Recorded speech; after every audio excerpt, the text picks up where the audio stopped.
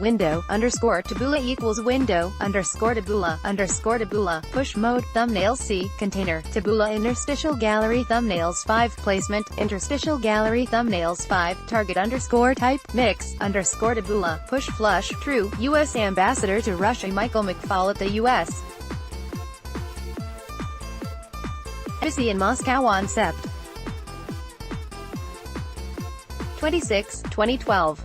U.S. Ambassador to Russia Michael McFaul at the U.S. Embassy in Moscow on September 26, 2012.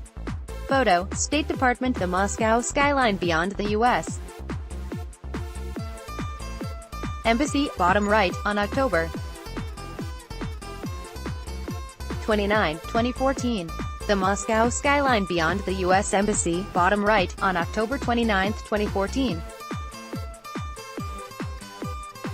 Photo, Andrei Rudakov. Bloomberg. Protesters occupy a bridge across the Moskva River decorated with a banner reading, "Crooks, give us the election back," during a rally against election fraud in Moscow on deck. 10, 2011. Protesters occupy a bridge across the Moskva River decorated with a banner reading, "Crooks, give us the election back," during a rally against election fraud in Moscow on deck.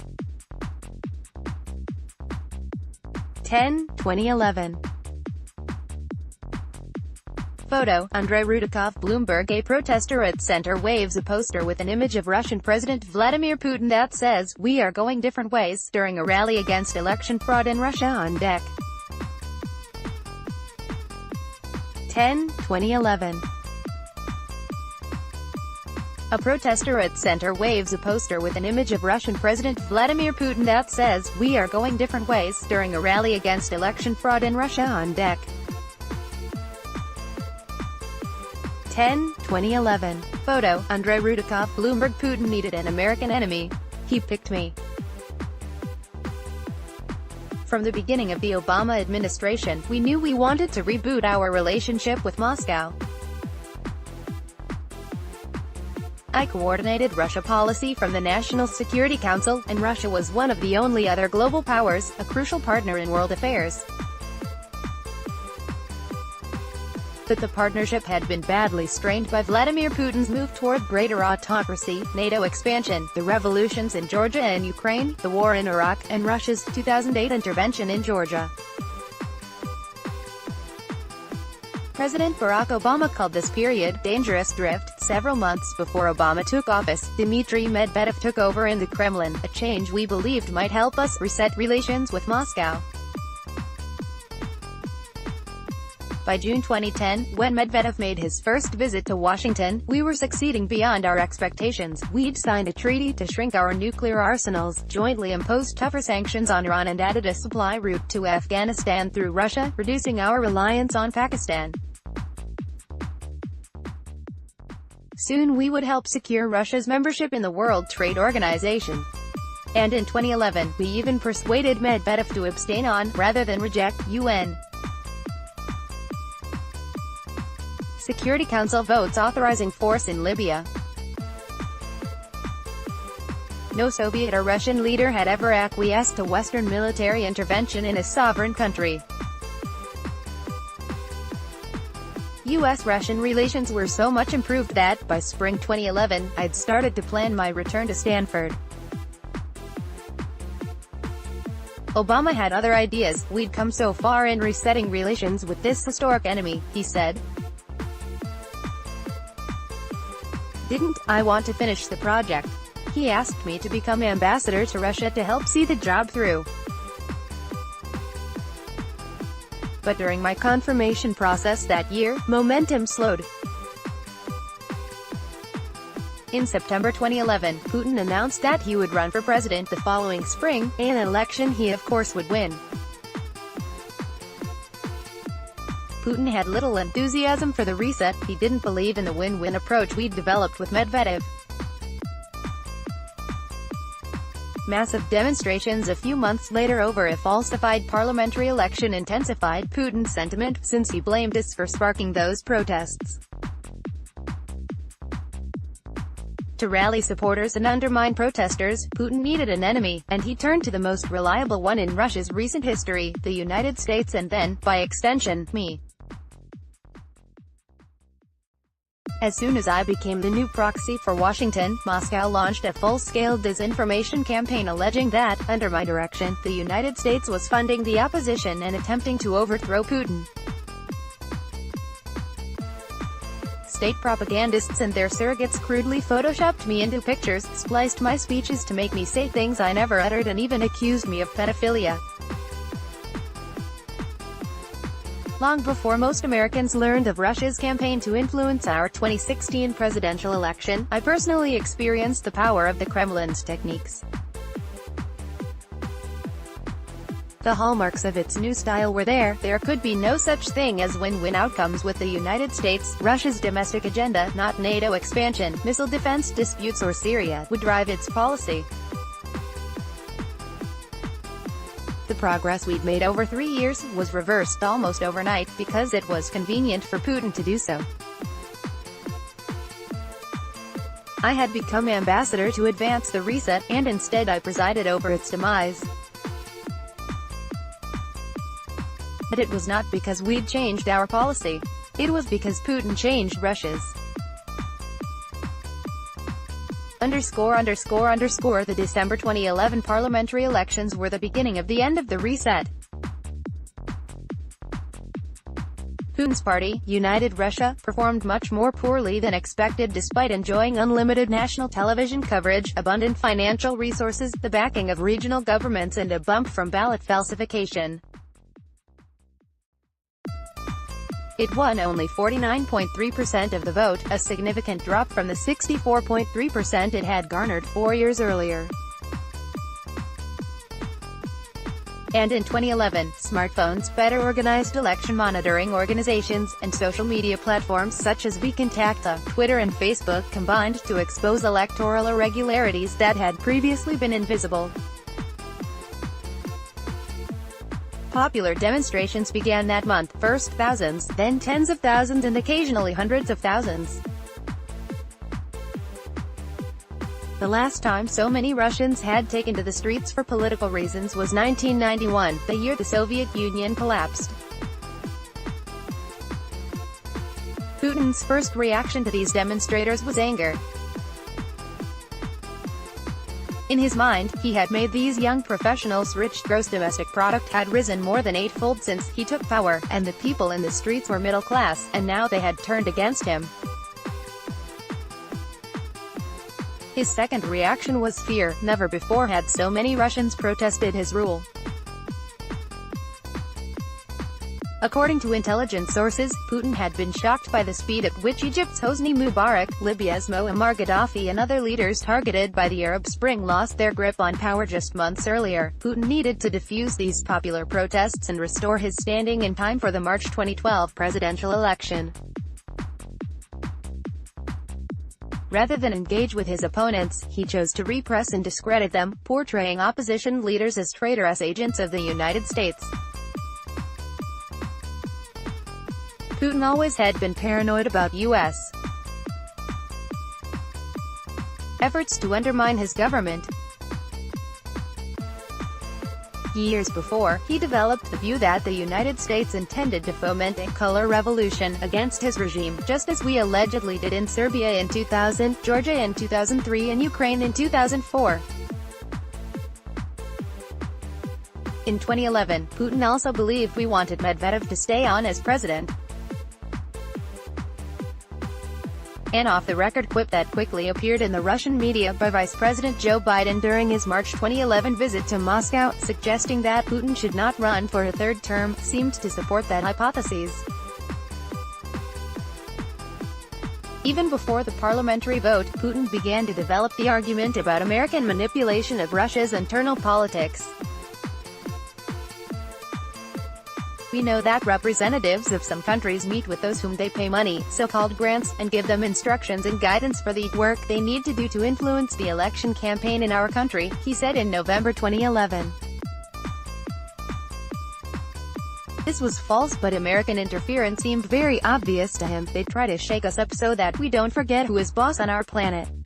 The popular demonstrations a month later appeared to confirm his suspicions. Putin was particularly upset when then-Secretary of State Hillary Clinton criticized the parliamentary vote, claiming that she set the tone for several of our actors inside our country. She gave the signal. They heard that signal, and with the support of the State Department of the U.S., they began active work. In an Oval Office meeting on deck. To discuss these developments, Obama asked whose idea it had been to increase funding for Golos, a Russian election monitoring organization Putin had criticized. "Mine," I reported. When he asked who at the White House had cleared Clinton's tough statement, I answered, "Me." He supported what we'd done but also urged the Russia team to remember the long game. We were going to have to deal with Putin for 5 more years, and we had a full agenda with Moscow. I understood my marching orders. As ambassador, I would not be attending any demonstrations in Moscow or taking sides with the opposition. I never did. I landed in Russia a few weeks after the December 2011 demonstrations began. A Moscow Times headline rightly declared, "McFaul arrives to keep Reset alive." That most certainly was the mission that Obama sent me to Russia to pursue. But the Kremlin-loyal press described my assignment very differently. I was an agent provocateur, a revolution specialist sent by Obama to orchestrate regime change. As ambassador, I battled nearly daily to dispel that myth, and never really succeeded. I felt reasonably confident about my new job. Unlike most political appointees in other countries, or many career ambassadors at other posts, or even many of my employees at the embassy, this was not my first tour in the country. I had first lived in Russia in 1983, had logged roughly 5 years in the USSR. And Russia since then, and devoted a good chunk of my academic career to writing about Russian politics and US-Russia relations.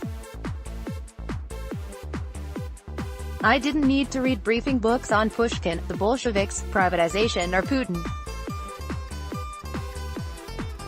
I knew thousands of people in Russia, including top-level government officials, billionaires, Duma deputies, journalists and leading figures in the intelligentsia.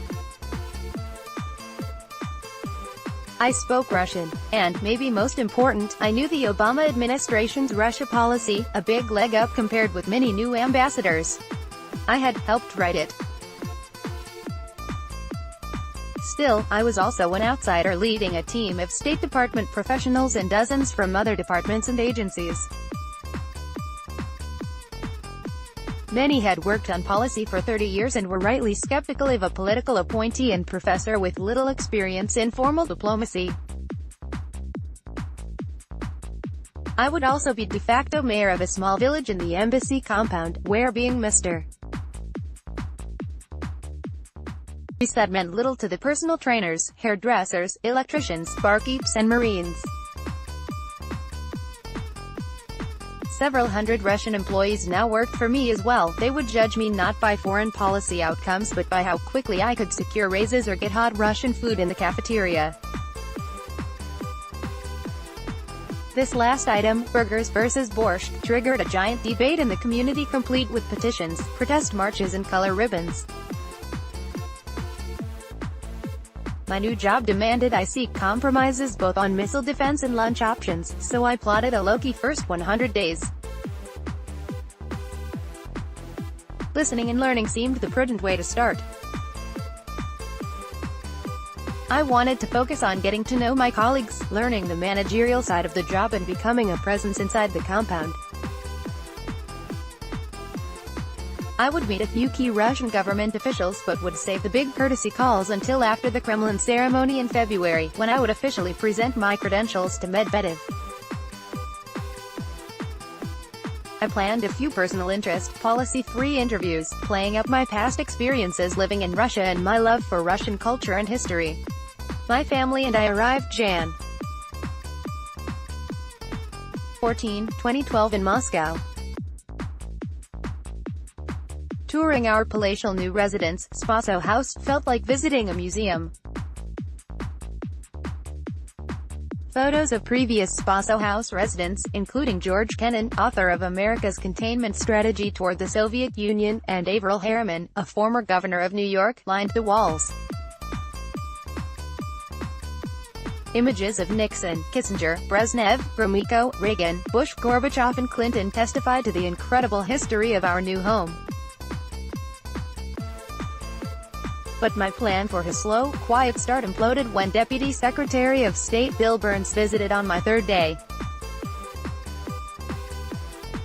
Bill did nothing slowly. He was one of my closest partners in the government and a thoughtful mentor. We had plotted most of the moves of the reset together. As a former ambassador to Russia, TD shared with me much wisdom. But I knew he would try to squeeze in as many meetings as possible. As ambassador, it was my job to accompany him. When I reviewed Bill's itinerary, assembled by new embassy staffers, one meeting stood out. On his second day, he would have roundtables with opposition leaders and civil society activists. Given the recent demonstrations, I expressed anxiety about this, but my new staff reminded me that dual-track engagement was my policy. When Obama had come in 2009, he'd met with civil society and political opposition leaders at two different events. So my only suggestion was to add a Communist Party official to the group, which we did. To save time, the two meetings were held back-to-back at two townhouses in the embassy compound, rather than having Russian organizations host them. Both sessions lasted only an hour, giving everyone about 5 minutes to speak. Right after they ended, Burns departed for the airport. I recall nothing special about these events, except that the activists' tone was surprisingly optimistic. After years of work with few results, it must have given them a real rush to stand on the podium before tens of thousands of demonstrators. They had a certain swagger. Even Boris Nemtsov, who was always upbeat, seemed more sanguine than ever. As I listened to one young environmental activist, Yevgenia Chirikova, tell Bill why they were going to win, whatever that meant, I thought that something new might be happening in Moscow. We mostly just listened. I don't recall Bill saying anything of great importance. These two uneventful 60-minute sessions, however, would have profound consequences for U.S.-Russian relations and for me personally. Television camera crews swarmed our guests as they entered and exited the embassy. These weren't normal reporters, they were from a state-controlled network called NTV, and they had a special assignment: collect evidence that the United States was seeking to overthrow the Russian government. Several other journalists there worked for a neo-nationalist, pro-Kremlin youth group called Nashi. The Russian government paid them all. And for the rest of my time as ambassador, news coverage from these meetings would be used to portray me as an enemy of the Russian state.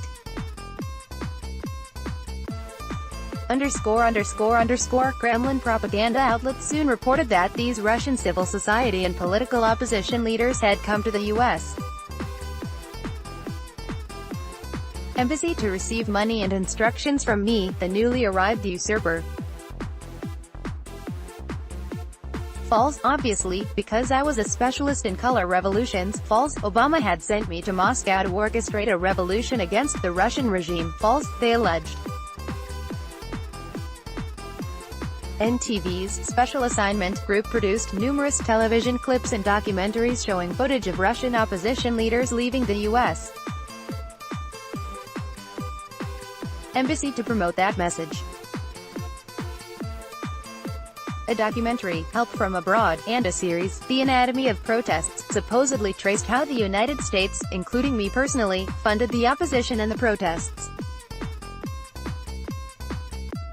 The videos prominently feature the American seal outside the embassy. In one, a deep, menacing voice narrated a story about the visitors' mission inside, to sell out their country. In just a few days, more than 700,000 people had watched a clip of Russian opposition leaders coming to the embassy. Some on my embassy team thought the films made the Kremlin look bad and we shouldn't worry about long-lasting consequences. I disagreed. Putin's strategy was clear: depict opposition members as puppets of the West and rally his electoral base against these bourgeois intellectuals. He had an election to win in 2 months. The 2012 campaign was his toughest ever. He was down further in the polls than he had ever been. Judging by the detailed analysis of my biography and academic writings by Mikhail Leontiev on his television show on my second working day in Moscow as ambassador, this narrative about me had been planned well before my arrival. I'd known Leontiev 20 years earlier when he was a journalist for independent, liberal-leaning papers such as Nezavisima Gazeta and Sagodnia. But like several others from that era, he had flipped. Privately, he still enjoyed his trips to America with his daughter, as he told me proudly when we bumped into each other at the Sochi Olympics. Professionally, he had evolved into the Kremlin's chief hatchetman, a talented polemicist whose popular television segment on Channel 1, Odnako, however, usually appeared during the evening news broadcast. Odnako was like 60 Minutes, but without fact-checkers. Leontiev gave the impression that he was uncovering some hidden truth for his viewers, revealing how things behind closed doors really worked. On January 17, 2012, he devoted his entire show to me. He told viewers, "I used to work for the National Democratic Institute, true, an organization with close ties to special intelligence services, false. During my last mission to Russia in 1990-91, I came to promote revolution against the Soviet regime, false. My new assignment was to do the same against the current Russian regime, false." He suggested that the Internet Führer, opposition leader Alexei Navalny, was a good friend of mine, false. We'd met once, in Washington. Despite my many years in Russia and my portfolio of writings on Russia, Leontiev said, I was not an expert on Russia or U.S.-Russia relations, but rather a specialist on revolutions. He compared me to the last non-career diplomat sent to Moscow, Bob Strauss, who had supposedly also come to the country to destabilize the regime. Strauss arrived in Moscow 2 weeks before the August 1991 coup began. Leontiev ended his show by citing another one of my works, Russia's Unfinished Revolution, and then asking, provocatively, did Mr. McFaul come to Russia to work on his specialization, that is, to finish the revolution? My embassy team said he would not have aired such a hit piece about the new U.S. ambassador without instruction from senior Kremlin officials. That the piece even aired suggested that leaders in the Kremlin were assigning a much higher probability to regime change than we were. We at the embassy were not the only ones taken aback by this new Kremlin line. Several of my old Russian acquaintances, including even some loyal to Putin and his government, told me they couldn't believe the venomous, paranoid tone of Leontiev's commentary. Some journalists even wrote about the significance of this message from the Kremlin. If someone needs proof that the reset epic between Russia and the U.S. is over, Konstantin Vonnegut wrote in Kommersant, she should watch Odnako. He added, I can't remember such an attack on the head of a diplomatic mission, especially on the U.S. embassy, even during Soviet times, ____ the attacks piled up. My first reaction was outrage. Most of the claims were untrue. I was not funding opposition organizations. the CIA was not running a covert operation to pay people to show up on the streets of Moscow. The Obama administration did not believe in promoting regime change. Ask our Republican critics. I wanted to shout. I also felt betrayed personally. I loved Russia. I was not a Russophobe or a Cold Warrior. I was the White House advisor who had pushed for cooperation with the Kremlin when others were skeptical. Didn't they remember Obama's July 2009 speech, which I helped to write, in which he boldly declared that a strong and prosperous Russia was in the U.S. national interest, no U.S. president had ever said that before. Of course, I understood that Putin needed an enemy to rally his base before the March presidential election. The less educated, less urban and less wealthy you were, the more likely you were to support Putin. That segment of the electorate could be scared into fearing us. Upon arriving in Russia, I immediately became part of this campaign. I was the perfect poster boy for America. Some even criticized my blonde hair and smile as subversive. I took some comfort in knowing that the attacks were simply a political cudgel for Putin.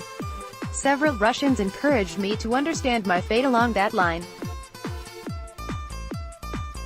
Vladislav Surkov, one of the Kremlin's most important campaign specialists, explained that my arrival in January was perfect for Putin's re-election effort. He estimated that the campaign's use of anti-American propaganda helped it pick up several percentage points.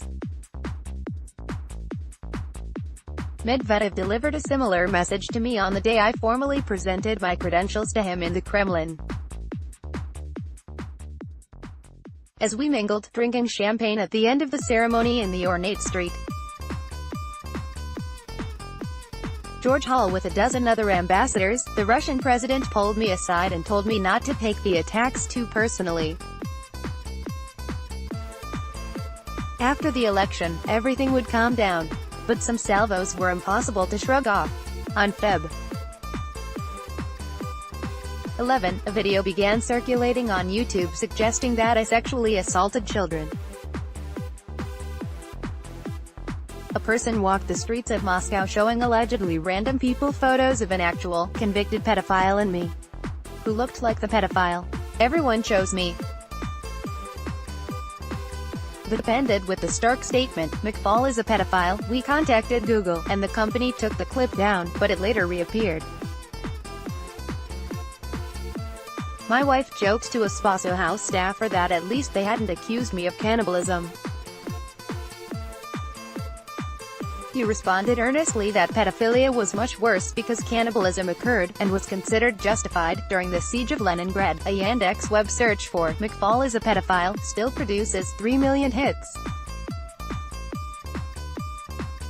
That same week, remarks I'd made to a small group of board members from the U.S.-Russia Business Council at a Marriott hotel in Moscow were secretly taped and then edited to make it sound as if the U.S. government planned to discredit Putin's election victory the following month. I was shocked by the audacity of this act when the